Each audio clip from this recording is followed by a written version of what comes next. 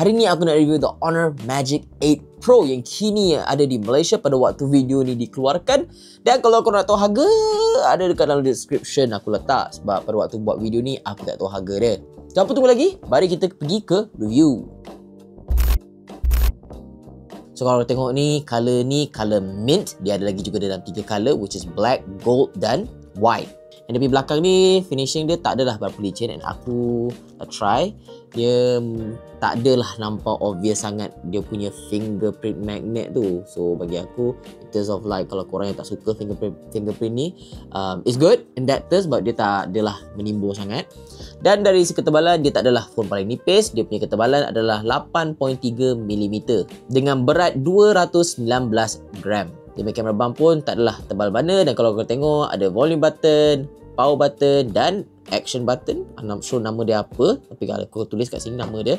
Tapi basically button ni function macam action button dekat iPhone lah. Dan kalau kat tepi ni sebelah tak ada apa-apa. Dan untuk IP rating dia adalah IP68 dan 69. Untuk spesifikasi dia pula, dia pakai the Snapdragon 8 Elite Gen 5, phone kedua pada minggu ni yang pakai latest Snapdragon chip. RAM dia ada 2 variant, 12GB dan 16GB, dan storage bermula dengan 256GB. Untuk skrin ni pula, dia pakai display 6.71 inci LTPO OLED screen dengan refresh rate 120Hz. Peak brightness dia boleh cecah 6000 nits. Korang memang tak perlu risau langsung kalau main bawah matahari. So korang mesti tanya macam mana dengan dia punya performance dan overall sekian.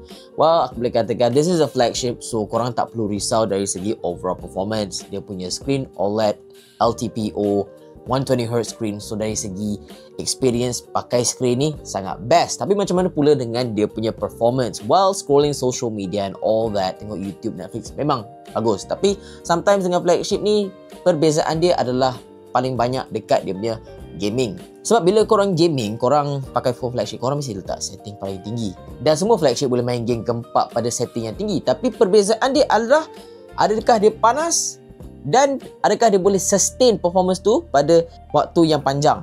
Contoh korang main sejam 2 jam, boleh ke dia sustain performance tanpa sebarang FPS drop. So aku test dengan game Wuthering Waves, sebab Wuthering Waves ni agak berat dan dibanding untuk sebuah phone. Dan aku try lah main dalam sejam nak ke 2 jam, and aku rasa overall performance dia bagus. Di belakang ni suam-suam, tak adalah panas sampai ke satu tahap di mana kau tak selesa.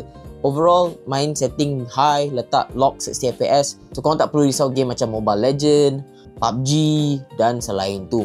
Dan kepada yang risau kalau phone ni boleh tahan satu hari pun tidak, phone ni ada bateri 7100mAh dengan pengecasan 120W. So kalau phone tu mati pun sebab korang main game yang berat, tak perlu risau sebab charge dia laju. So mari kita move on kepada kamera dia. Main kamera 50MP, periscope telephoto 200MP dan ultra wide 50MP.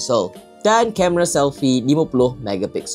So ni sampai gambar yang kita orang dah ambil. Bagi aku overall gambar dia sangat cantik, especially pada waktu malam.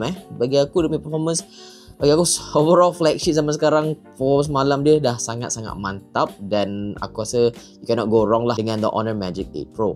Dan video dia boleh buat 120 frames per second untuk siapa yang suka buat video slow motion.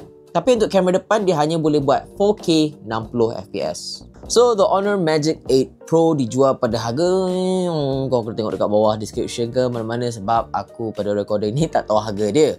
But overall the phone ni aku sangat suka, dan aku sebenarnya susah lah nak nitpick apa yang aku tak berapa suka dengan phone ni. Kalau ada satu nitpick yang aku boleh pilih dekat phone ni, and bukan cuma untuk phone ni ni untuk semua phone yang ada benda ni, adalah curve screen. Aku tak suka sangat curve screen sebenarnya. Dia tak adalah curve screen yang agak curve, dia just very minor tau dia punya curve screen. Tapi masalahnya, satu, kau akan lebih mudah untuk tersalah sentuh, tersalah tekan screen ni. Dan lagi satu, dia lebih mudah untuk retak bila kau jatuh.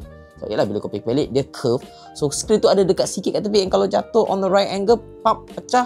Bukan nak kata phone lain tak boleh pecah screennya, boleh. Tapi dengan phone ni dia mudah sikit. Tapi bukan nak kata dia mudah like sangat-sangat like aku jatuh kan phone ni terus pecah, no.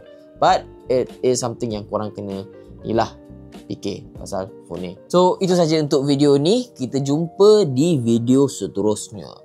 Ciao.